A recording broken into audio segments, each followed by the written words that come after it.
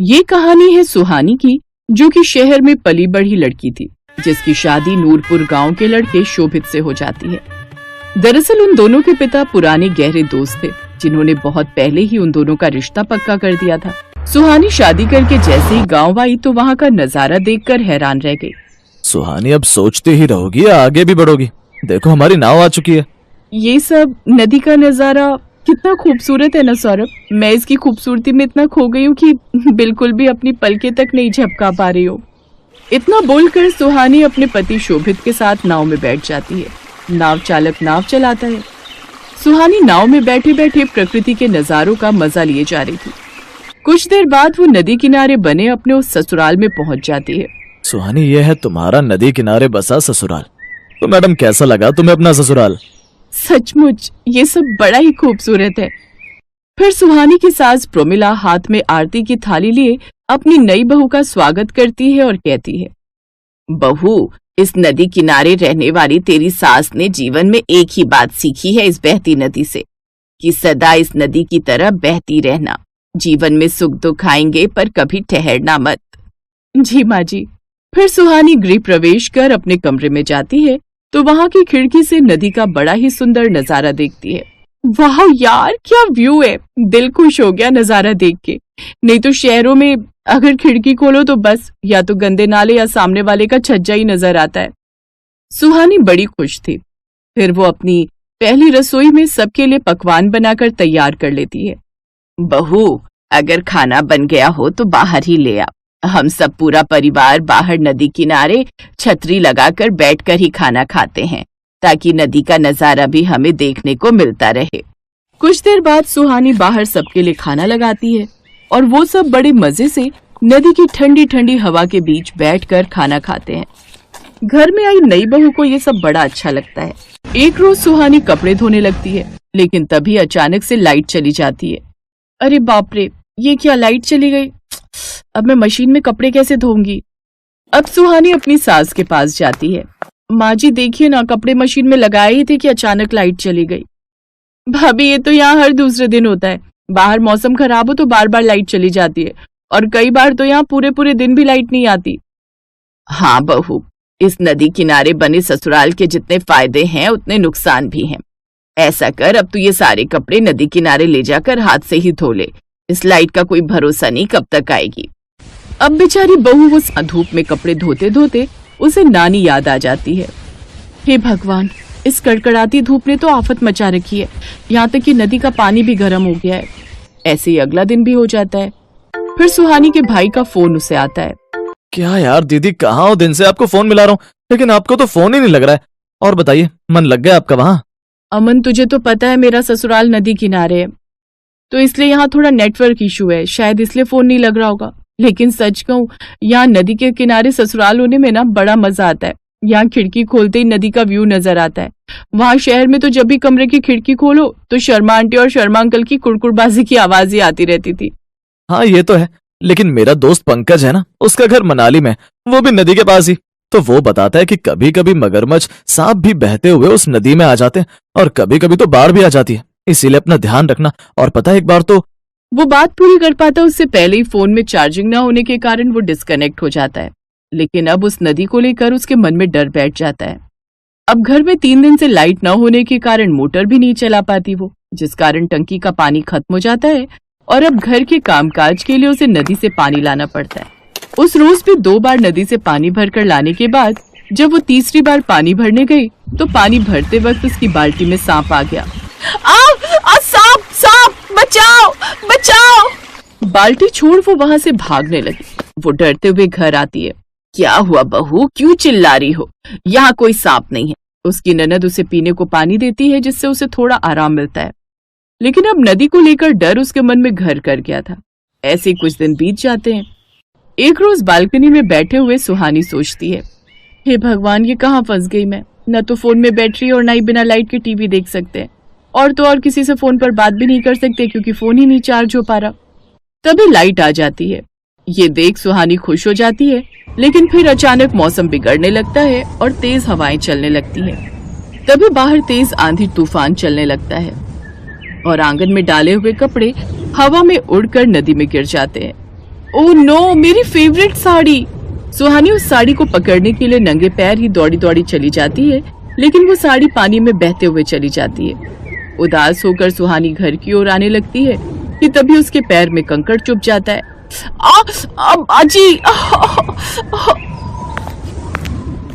अरे ये क्या कर लिया बहू, देख कैसे पांव से खून बहने लगा है। इसे डॉक्टर के पास लेकर जाना होगा, लेकिन नाव तो अभी शोभित लेकर गया है। इतने में शोभित वहां आ जाता है। शोभित उसे नाव में बिठाकर डॉक्टर के पास लेकर जाता है, जिससे पट्टी करके उसे आराम मिलता है। ऐसे ही कुछ दिन बीतते हैं और एक रोज घर में बहुत ही कम राशन पानी बचता है। सुनिए जी, हमें आज ही बाजार जाकर राशन लाना होगा, घर में थोड़ा ही राशन बचा है। ठीक है, लेकिन अभी तो मुझे जरूरी काम है, कल चलते हैं। लेकिन अगले दिन बाहर जोरों की बारिश शुरू हो जाती है और ऐसे में नदी में नाव लेकर जाना खतरे से खाली नहीं था, इसलिए वो राशन लेने नहीं जा पाते।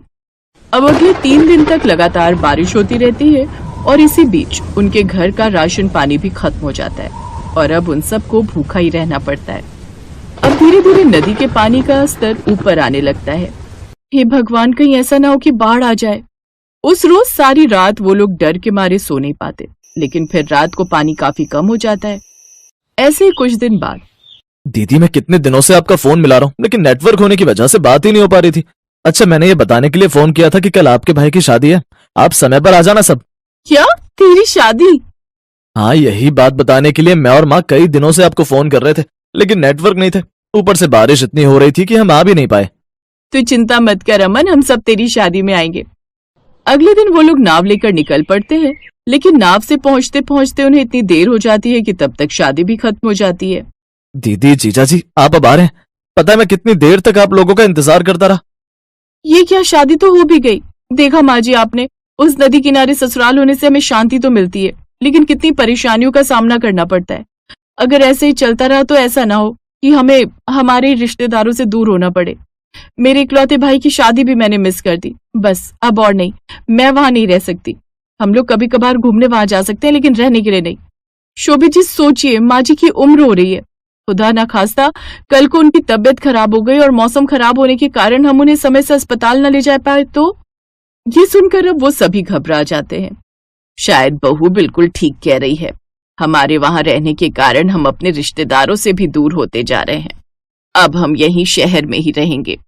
अब वो लोग शहर में एक सोसाइटी में फ्लैट लेकर रहने लगते हैं और कभी कभार अपने उस नदी वाले घर में छुट्टियां बिताने चले जाते।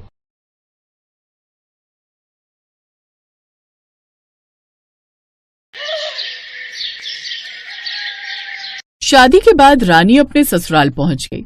ससुराल में सास ससुर के अलावा जेठ और जेठानी भी थे। रानी ने पैर मारकर चावल से भरा लोटा गिरा दिया, तभी सास ने कहा, बड़ी बहू जल्दी से ये चावल बटोर लो, अभी रानी बहू इन्हीं चावल की खिचड़ी बनाएगी। जी सासू माँ।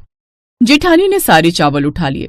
ये सब देखकर रानी को बड़ी हैरानी हुई, लेकिन फिर उसने सोचा, हो सकता है इन्हीं चावल से खिचड़ी बनाने की कोई परंपरा होती होगी इस घर में। घर के अंदर आते ही उसके पति विक्रम ने कहा, माँ, मुझे तो बहुत जोरों की भूख लगी है। भूख तो हम सबको भी लगी है। अब जल्दी से रानी से पहली रसोई की रस्म करा लेते हैं। बड़ी बहू, रानी को ये चावल दे दो, खिचड़ी बना लेगी। माँ जी, इतने कम चावल में सभी लोग खाना खा लेंगे? ये क्या कह रही है बहू, इन चावलों में कम से कम 3 बार खिचड़ी बनानी है तुझे। ये सब जानकर रानी बहुत हैरान हो गई। खैर, वो अपने ससुराल वालों की बात टाल तो सकती नहीं थी और सीधी सादी भी बहुत थी, इसलिए उसने थोड़े से चावल में खिचड़ी बना दी। सभी लोगों ने सिर्फ गिनती के 2-2 चम्मच खिचड़ी खाए और सभी का पेट भर गया। मेरा पेट तो कुछ ज्यादा ही भर गया। अब तो मुझे नींद भी आ रही है। तुम दोनों भी जाओ, आज तुम दोनों की सुहागरात है, मुबारक हो। मैंने भी आज कुछ ज्यादा ही खा लिया। 1 चम्मच की जगह 2 चम्मच ले लिए, फालतू का खर्चा हो गया। चलो मैं भी सोता हूँ, तुम सब भी सो जाओ, थक गए होंगे सब लोग। अपनी ऊर्जा को बर्बाद नहीं करना चाहिए। भैया भाभी, मैं भी जा रही हूँ सोने, मैंने भी बहुत खा लिया आज। ये सब देखकर रानी को बहुत अजीब लगा। खैर, वो अपने पति विक्रम के साथ कमरे में जाकर बातचीत करने लगी। विक्रम जी, पक्का बताइए, आप लोगों का पेट भर गया है ना, या फिर आप लोग मुझसे ज्यादा काम नहीं करवाना चाहते थे इसलिए इतना थोड़ा सा खाना बनवाया? ये तुम कैसी बातें कर रही हो? हम लोगों का पेट तो कुछ ज्यादा ही भर गया है। मुझे पता है तुम ऐसी बातें क्यों कर रही हो, क्योंकि तुमने कुछ ज्यादा ही खा लिया है और नींद में ये सब बोल रही हो। खैर, दोनों की सुहाग रात हुई और सुबह रानी जल्दी उठकर बाथरूम में नहाने जाने लगी। तभी विक्रम की नींद खुली। उसने रानी का हाथ पकड़कर उसे बिस्तर पर खींच लिया। कहाँ जा रही हो रानी? मैं बाथरूम में नहाने जा रही हूँ, छोड़िए मुझे। पागल वागल हो क्या तुम? इतनी ठंड पड़ रही है और तुम नहाने जा रही हो? और वैसे भी अभी 2 दिन पहले ही तो तुमने नहाया होगा, शादी थी तुम्हारी। ऐसा करो, सिर्फ शौच कर लेना, बाकी कुछ भी मत करना। फालतू में पानी बर्बाद नहीं करना चाहिए इतनी ठंड में।